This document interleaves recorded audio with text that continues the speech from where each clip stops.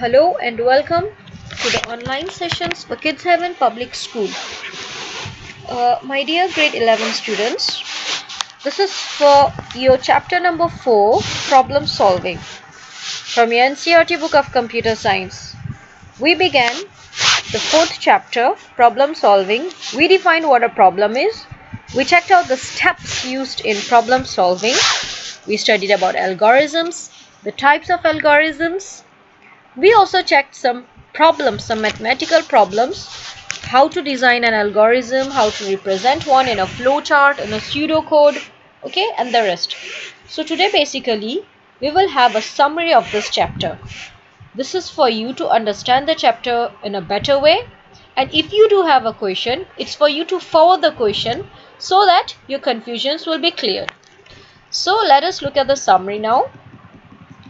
The first thing we are going to have, see, an algorithm is defined as a step-by-step procedure designed to perform an operation which will lead to the desired result if followed correctly.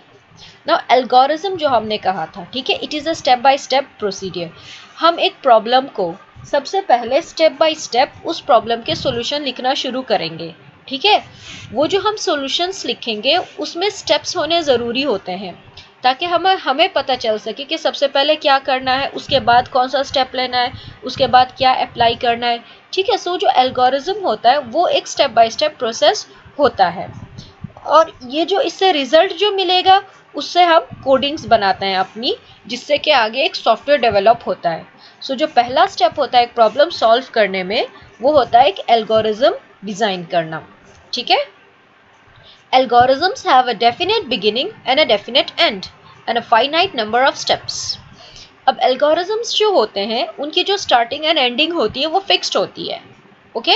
मतलब कि हम start से कर रहे हैं and stop पे end करना है, हम उसे अधूरा नहीं छोड़ सकते, ना हम बीच में से start कर सकते हैं. और उसमें जो number of steps होते हैं, ठीक है, उनको हमें रखना है कि अगर 5 steps हैं तो आगे चल के वो 5 ही रहेंगे. हमें कोडिंग के दौरान नहीं बदलना होता जो अगला स्टेप है, हमें एल्गोरिथम्स में ही अपने सारे स्टेप्स इंक्लूड करके फाइनल करके उसे एंड करना होता है. A good algorithm which is precise, unique and finite receives input and produces an output. अब एक एल्गोरिथम्स जब हम लिखते हैं, ठीक है, वो जो प्रोसेस होता है वो अच्छा होना चाहिए. अच्छा मतलब कि उसमें जो हम इंस्ट्रक्शंस देते हैं वो बहुत क्लियर होने चाहिए. हमें बहुत ही प्रिसाइज मतलब पॉइंट डायरेक्टली लिखना है. अगर हमें एडिशन करना है तो हम उसमें ऐड लिखेंगे या सम लिखेंगे, ठीक है. बहुत ही क्लियर स्टेप्स प्रेजेंट करने होते हैं ताकि जब भी हम उसमें कोई इनपुट डालें तो हमें एक एक्यूरेट आउटपुट मतलब कि रिजल्ट मिलना चाहिए. In order to write effective algorithms, we need to identify the input, the process to be followed and the desired output. देखें, जब भी हम एक प्रॉपर एल्गोरिज्म लिखते हैं जो इफेक्टिव हो, मतलब कि जिससे हमारी प्रॉब्लम सॉल्व हो जाए, तो हमें जो इनपुट उसमें डालना होता है सबसे पहले हमें वो आइडेंटिफाई करना होता है. और हम आइडेंटिफाई कैसे कर सकते हैं? जब हमें वो प्रॉब्लम समझ में आ जाएगी तभी हम उसके लिए एक प्रॉपर इनपुट डालेंगे और जो प्रोसेस होगा उसमें, मतलब कि हम क्या ऑपरेशंस उसमें करते हैं, वो कोई कैलकुलेशन है, अरिथमेटिक है या कोई थियोरेटिकल प्रोसेस है, ठीक है. तो जो प्रोसेस फॉलो करते हैं वो भी एक्यूरेट होना चाहिए, तभी हमें एक प्रॉपर एंड करेक्ट आउटपुट जो कि रिजल्ट मिलता है.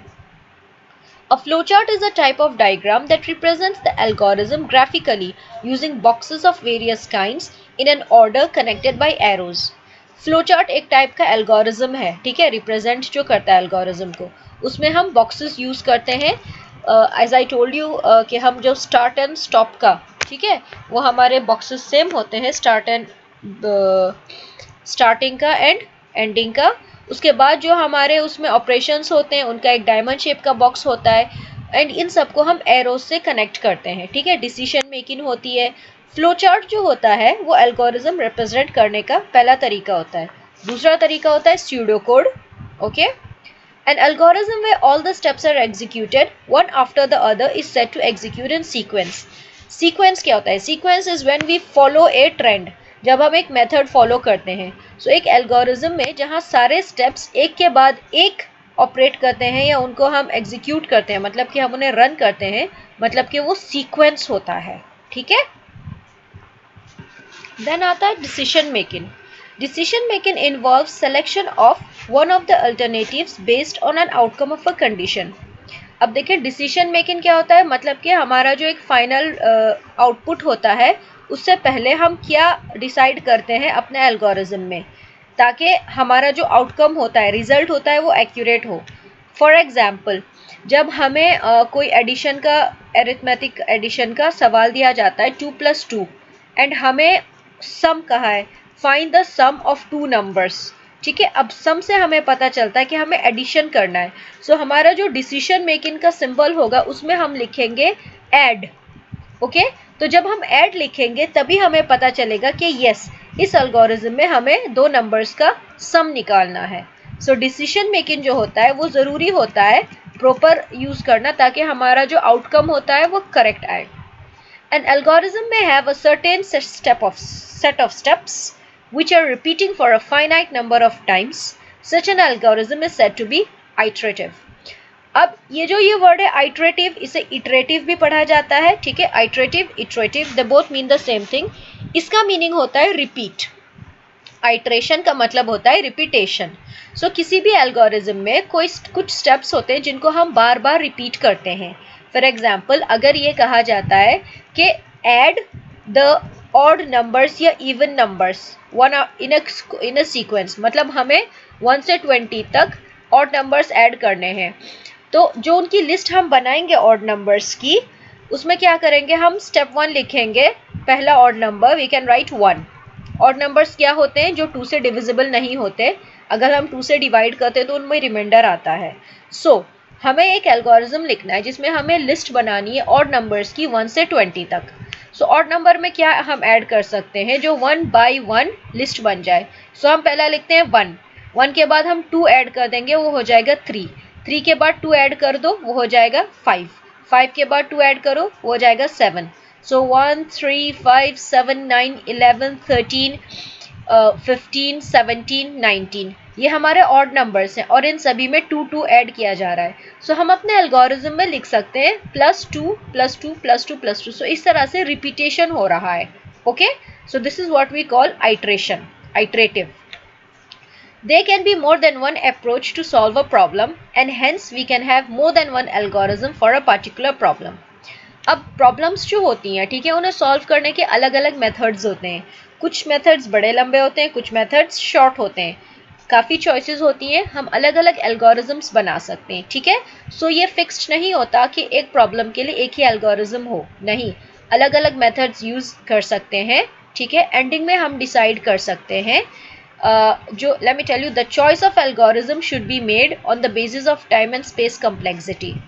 ये जो इतने सारे हमारे पास सॉल्यूशंस होते हैं ना, अलग अलग प्रॉब्लम सॉल्व करने के जो एल्गोरिजम्स होते हैं, उनमें से हम जब सेलेक्ट करते हैं तो हमें टाइम एंड स्पेस कॉम्प्लेक्सिटी को चॉइस बनानी होती है. टाइम कॉम्प्लेक्सिटी मतलब कि जो सॉल्यूशन है उसमें ज़्यादा टाइम ना लगे, एक शॉर्ट सॉल्यूशन होना चाहिए. स्पेस कॉम्प्लेक्सिटी मतलब कि जो मेमोरी यूज़ होगी सॉल्व करने में एंड स्टोर करने में, वो कम से कम होनी चाहिए. हमें कोई भी स्टेप बार बार रिपीट नहीं करना चाहिए अनलेस उसमें आइट्रेशन होता है. ठीक है, सो बेसिकली जब हम एल्गोरिजम्स लिखते हैं, we can have different algorithms more than one, but the choice of an algorithm should be made on basis of time complexity and space complexity. Okay, so my dear students, this was a summary about chapter number 4, problem solving. If still you have any confusion, you can always ask. Okay, thank you.